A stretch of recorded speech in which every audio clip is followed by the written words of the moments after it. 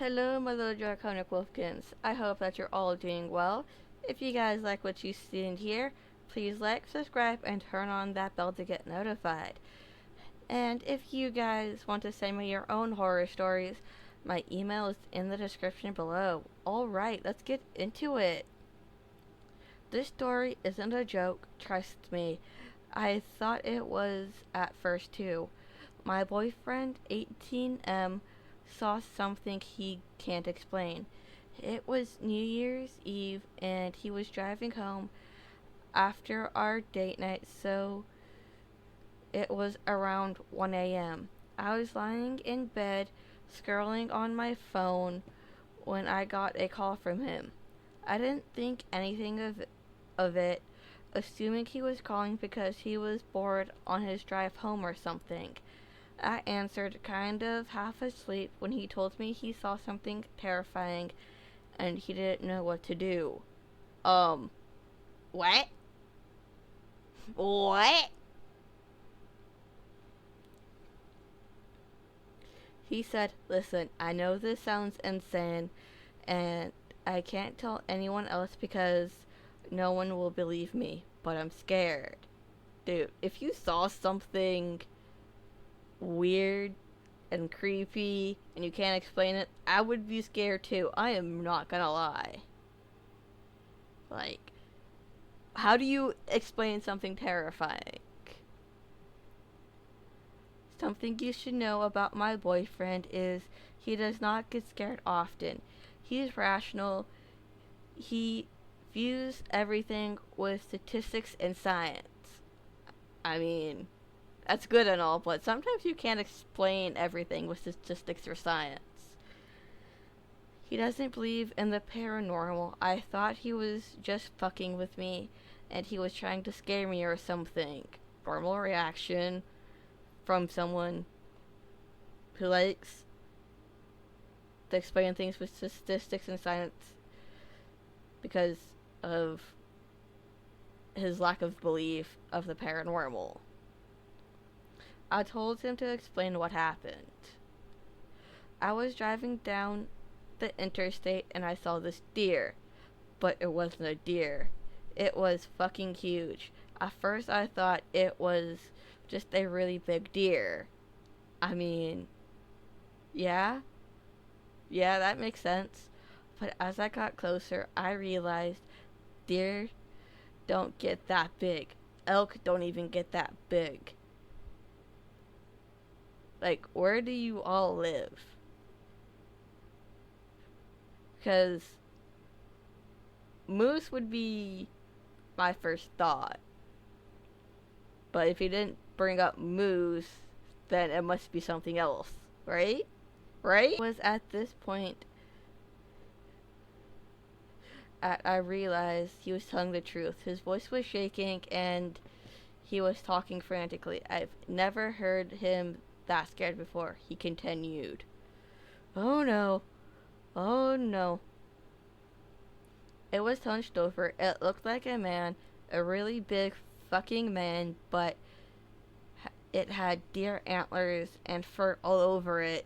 I thought I was tweaking until I looked in my review mirror after I drove past it and saw it was still there and other cars were swerving away from it.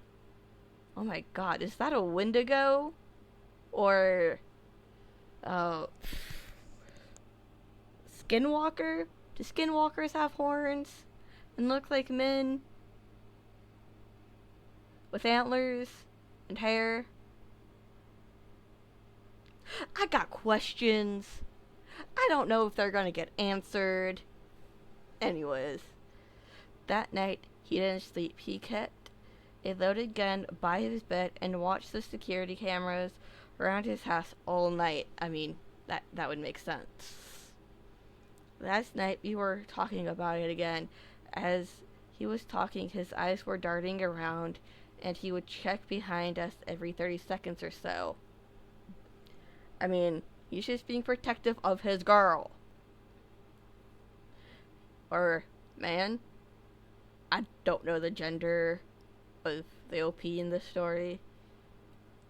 So, He gave me a better description of it. It was about 8 feet tall. It looked like a man hunched over with his hands on the ground. It had a human face and massive antlered ears. Standing upright, it probably would have been about 12 feet tall. God damn, that is huge. It was covered in fur and stood like a deer.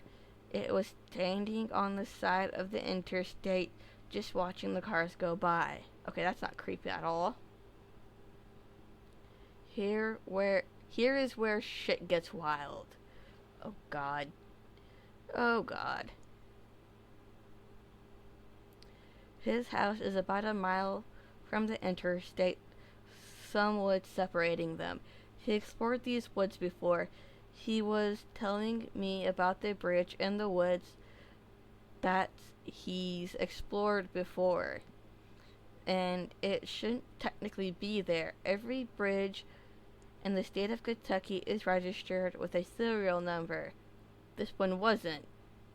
Really? Why? Why? Was it like abandoned or something and it just got lost or something? He described it like it was brand new. There was no rust, the stone and metal was pristine, there was no graffiti. What? What? And under the bridge there was a tunnel. This tunnel would logically be a drainage tunnel, but it was always bone dry.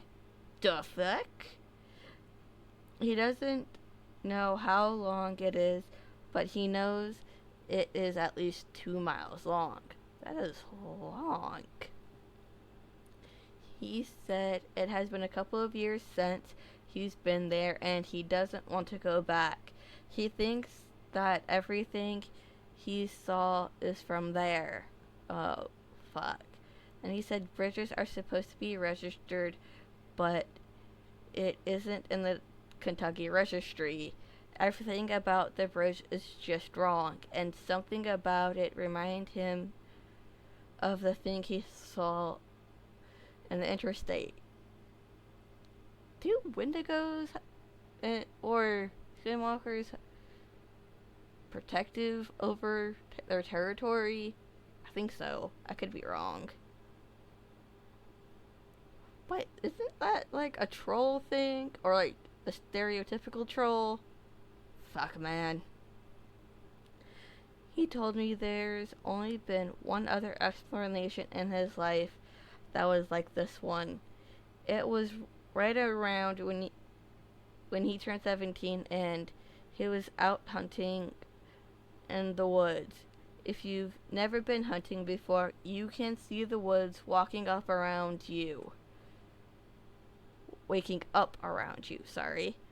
As the sun rises, the birds wake up.